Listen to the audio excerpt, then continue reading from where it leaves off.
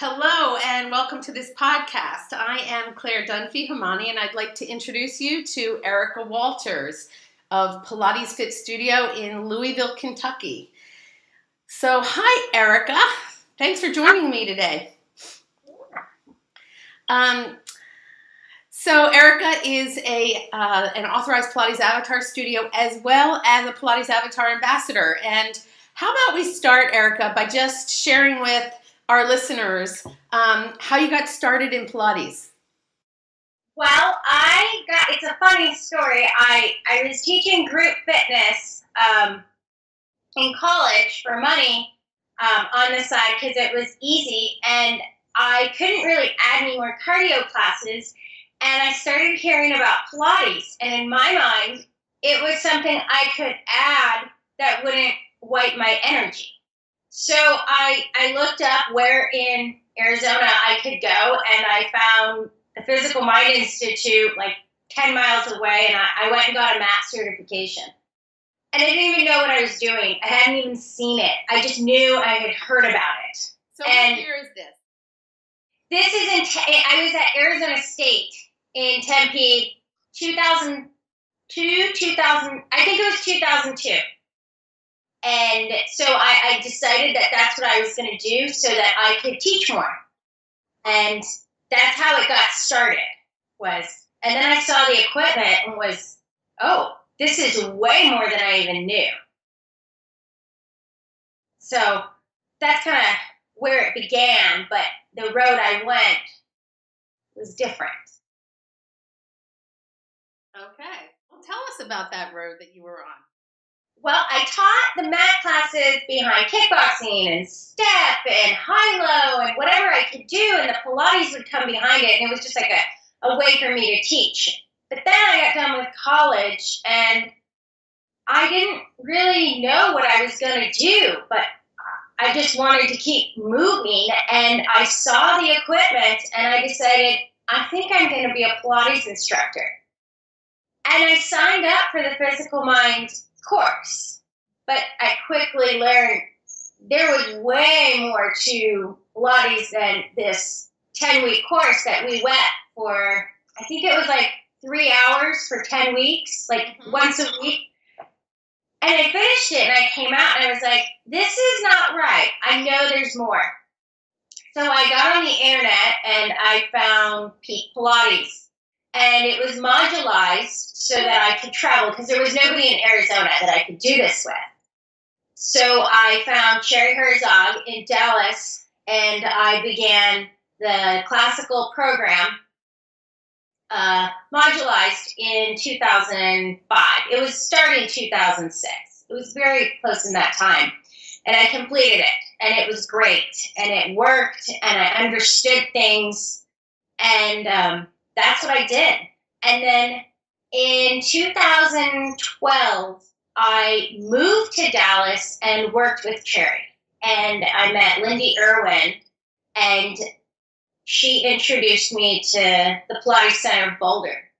And I decided at that point I was ready, and I bridged into their advanced program. And so now I'm an advanced graduate of the Pilates Center of Boulder. So it took its own course. It wasn't the plan. It just kind of me just deciding that's what I was going to do. That's cool. So here you are. You finished your education. Well, you went through the Physical Mind, then you went through Peak. At what point did you decide to open your own studio? I didn't want to open a studio. I came to Kentucky 37 weeks pregnant with my husband, who was leaving the Air Force and took a job as a pilot with UPS. We had 2 dogs, and my plan was to teach at a studio here, and that was it. I was just going to teach, nothing more. And I really couldn't find a home here close to where I lived, and that really resonated with how I wanted to teach. So I told my husband, I need to teach from home, and I had a reformer in a tower, the one I'm sitting on, that doesn't match anything, and he was kind enough to get a contractor and build out a studio in our house, put up French doors, and I began teaching at home. Mm-hmm. And very slowly, I built my clientele. I mean, very, very slowly, but that was okay. And then one day I got too busy, and a client had a basement, and she wanted equipment, and she bought a full studio of grots per my recommendation. It was a used set, and I told her if she bought it and didn't like it, I would buy it from her.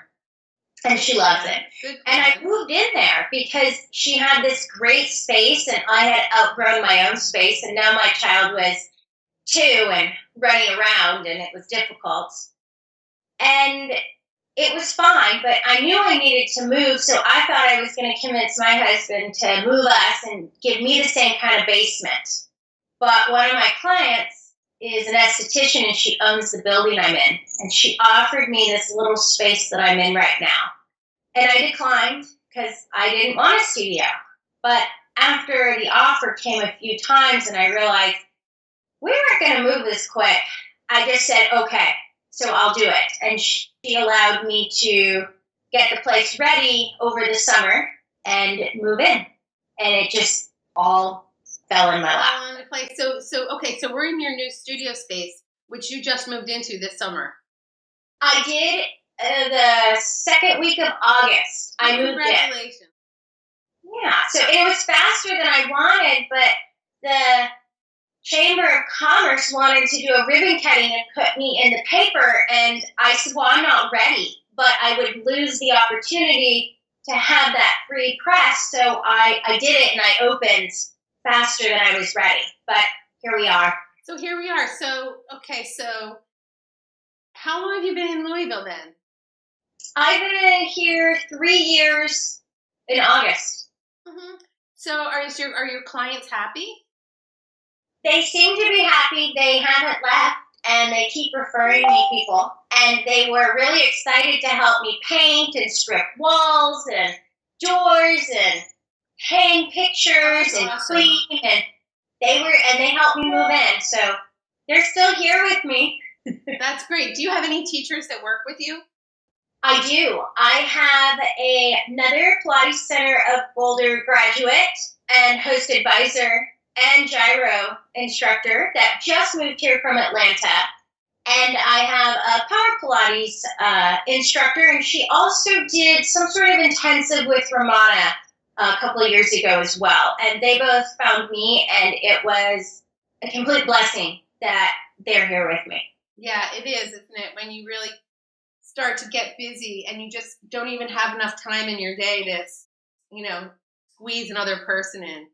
Yeah, they are amazing instructors. I completely lucked out because here in town, there isn't a lot. There's studios, but for what I was looking for, I didn't know if I was going to find it, but I did, and I'm so lucky. Yeah, well, it is. It's a combination of luck, being in the right place at the right time, I think. Yeah. And also, somewhere inside of you, there must have been a vision that, whether you admitted it to yourself or not, right? Yeah. Of what you wanted. Yeah, I mean, I truly kept saying, I want a walkout basement. I want to have it in the house. And so I had what I wanted. And so I am in a walkout basement of this building with a parking lot. It is what I envisioned. It's just not how I thought it was going to be. How life happens. Yes, it does. And I do love it. It's very small and quaint, and we'll be putting more equipment in. We'll just be stacked on top of each other, but we'll make it work. Well, I wish you the best of luck with it. Thanks. So for the people that are listening, tell everybody about how you found out about Pilates Avatar and what your perspective of it is, and how, as a business owner, you see it being involved in your studio. Well, just like when I was in college and I heard about Pilates, I had a notebook and I was trying to figure out, I didn't want classes. It's just a huge separate business, and to keep them full and this, and I didn't know what I was going to do to offer something less. And I was just playing around on Facebook, and I saw link, and I clicked on it, and I think I texted you or messaged you. I did something, and I wanted to know more because it intrigued me that this was something that I could have as an open gym, something where people could come in for the price of what a class would be, but I didn't have to offer it to other classes. They could come on their time and they could do the workouts and they would still take privates or semis, or they could do the work at home, and it intrigued me, and so I jumped on it and was excited and figured, well, if it didn't work, then okay, we tried, but it has been working. um, People are really excited about it. Almost all of my clients now are doing the mat work at home. And I do make them buy toe correctors and fix your feet book, and I make them do that and endings, but now they can do a day at home, a full workout. Now they can come for their private. And some of them are now starting to do equipment in the studio for that extra day. And it's really offering them that class experience at that price, but they're getting to do Avatar for that extra day, and it's on their time. So I like it. That's awesome. I'm so happy to hear. I mean, here I am. I'm in Massachusetts, and you're in Kentucky, and we share so many similar experiences with how do we bring the classical work out and make it more accessible to more people, and how do we get them into our studios so that they're excited about it. And for me, it's like the clients are now working deeper. They're working harder. In the privates, they understand, okay, we're working on whatever, your foot today, it's not a lot. But they're feeling the connections, and then it's deeper. And then they go home and they try and do that same thing, or they come in here and they're advancing. I mean, I have a client who's starting high bridge, and we're starting to get deeper into the work. So I see the value in it way more than I do a class where we're kind of skimming the surface, outlining who's going where and what. I mean, they're really getting the work themselves, which is making them stronger. Well, that's exciting, because I mean that's really was the whole mission behind it, to give people a stepping stone to become more independent in their practice. Oh, they're able to do 4 days a week if they want. They can do their mat at home. They can do endings. They can do their toe corrector, their foot corrector, on the ball. They can do so much in here, and then we get down. I was telling somebody that I want them to do. I'm like, the way I describe it is you learn in your private, and then you're practicing with Avatar. Like it's your practice. It's what you're doing, and it's working, and they love it. And how about their transitions? Are you seeing any learning happening around transition? I'm not having to tell them the springs as much. And it's kind of, they're sitting up and changing the springs. They already know that. So that's kind of where I'm seeing it. Is that they're seeing, okay, well, I need to do this, or oh, I can grab that spring, versus me saying, take off 2 springs, tease her up, or grab your handles. They already know. It's I'm talking less. Yeah. Oh, amen to that. I swear, right? At the end of the day, it's like I find that my Pilates Avatar students, I don't have to tell them their setups. They actually mimic what I say on the audio. Oh, we have a transition coming up, so the box has to go away. The headrest goes up, the foot bar goes up, a pad goes on, and they just get quicker at it. Yeah, and they're moving so much more efficiently because they own the work, which I wasn't around during Joe's time, but my understanding is he wanted everybody to get the work in their body, to learn this method, and to do it without needing him to guide them all the time. He would teach them their new exercises, and they would implement. Yeah, and that's exactly right. That's kind of getting back to what he really wanted, and I love it. So for people that are curious, what kind of advice would you give any studio owners that are out there, or any instructors that would want to become ambassadors? Like anything that you would want to share with them? about your experience? Well, I think that they need to first trust the process, that it really does work. I've mentioned it to a couple, and they're like, oh, well, I don't know if that would work with my business model, and why not? And I think a lot of them are afraid that they won't keep coming to the classes. But I keep saying, but then they'll come while you're teaching a private, and you make more when you have them coming in that way. You can have open gym where you've got 5 people doing it. So I just keep putting it out there and showing them that it's not just the reformer. I mean, you're literally using the barrel and the chairs and the tower, and they're getting the entire experience. So I think if they just trust that it's better for the client versus the model of this, the business model of the studio. Yeah, I would say that business models are meant to be adjusted as things evolve, especially studios. I mean, we're just talking about a new program. It's not really. I mean, I have studios that actually just use the Mind Body Online software, and people can book time in the studio and they bill it out like a mat class. Yeah, that's how Mind Body set me up that way, because when I called and told them what I wanted, I mean, you set it up separately, and it's a really great way. And you just have them on the hour, and people can book in. And I mean, I'm really hoping to have full open gym hours as the business grows. That's awesome. So, any success stories you want to share with us of any of your clients? Well, the one that I found, I didn't realize she was going to be my star avatar. She came, and we weren't quite sure what was going on with her back. And I mean, she was in distress, and it made me nervous. My husband just had a microdiscotomy with nerve damage, and I'm like, oh my God, like, I'm scared to work with you, but we did, and I took a lot of what Deb Colway taught me with the Gentry work and applied it. And a couple weeks later, we started doing Pilates. And she was she the first? Maybe the third. I said, I'd like you to try the basic mat one at home. You're not coming enough, but you have a 2-year-old, and she did it, and she was amazed at how sore she was. And then she got stronger, and we started moving into intermediate the more she incorporated it. And then she came to me and said, I want to come in an extra day.